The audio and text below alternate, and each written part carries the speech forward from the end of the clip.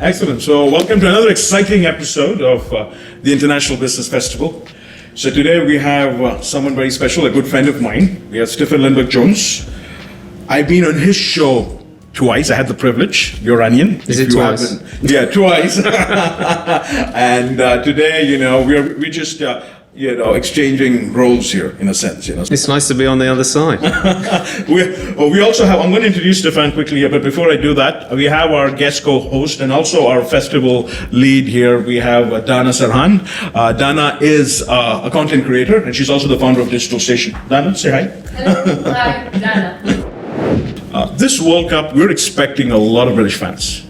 And what we are told is a lot of these fans, many of them are businessmen or entrepreneurs are looking at opportunities in Qatar and even using Qatar as a launch pad to Asia. So this is what our feedback, our information, our agents tell us. What can they expect from Doha and the Latin region? Okay, so. But we've got to remember that Qatar has come a long way in 30 years, where all the critics, all the countries that are pointing the finger at Qatar, it's taken them 100, 200 years to get to where they are. Exactly. So I know the magnifying glass is on Qatar, but this is, I always said when I first came here, it was like the Wild West. It's a place where so much is happening at such a fast rate. And it's like no other in the world.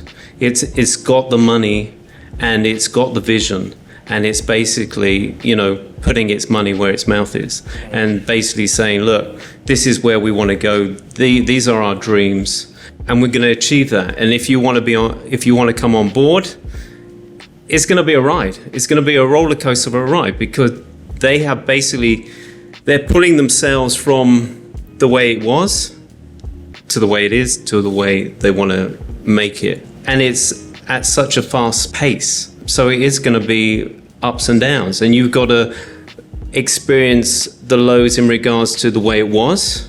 You know what it's like with paperwork, ministries.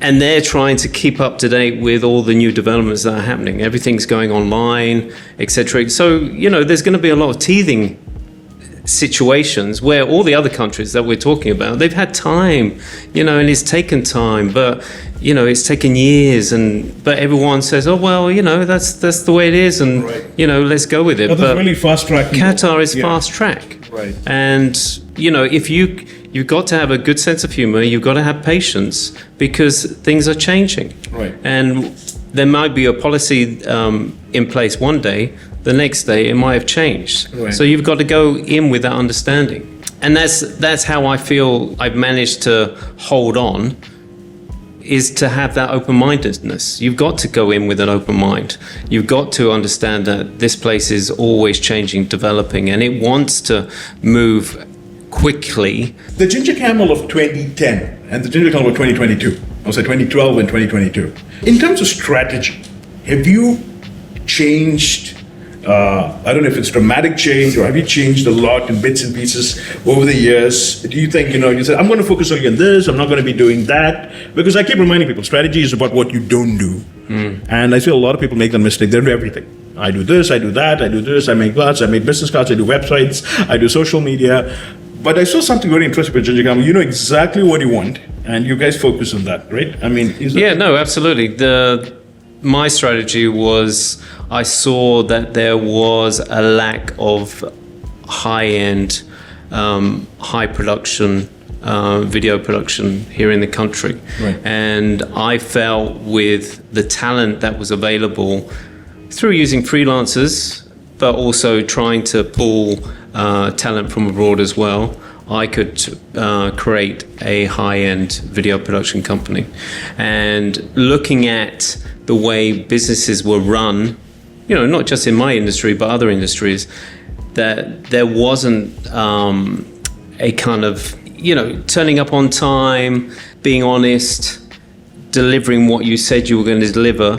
I felt if I could tick those boxes, right, I could have a successful business.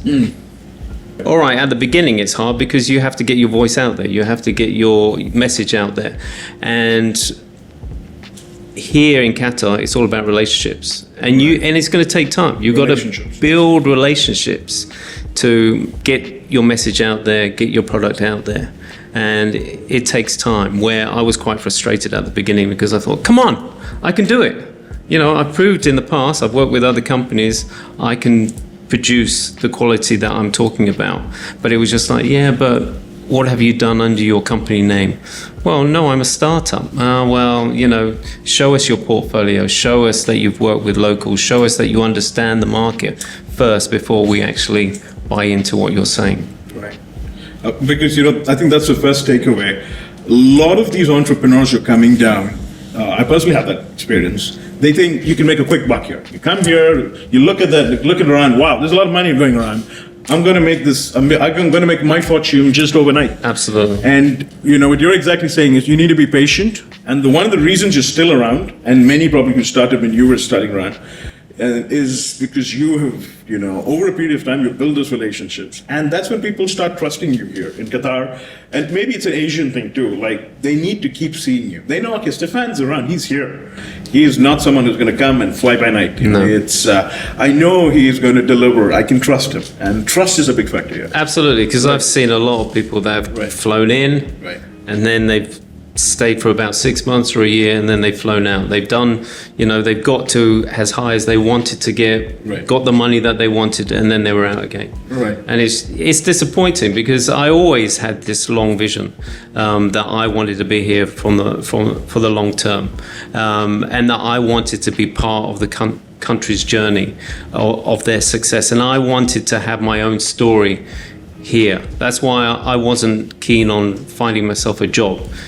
You know, I wanted to make a difference in my own little way.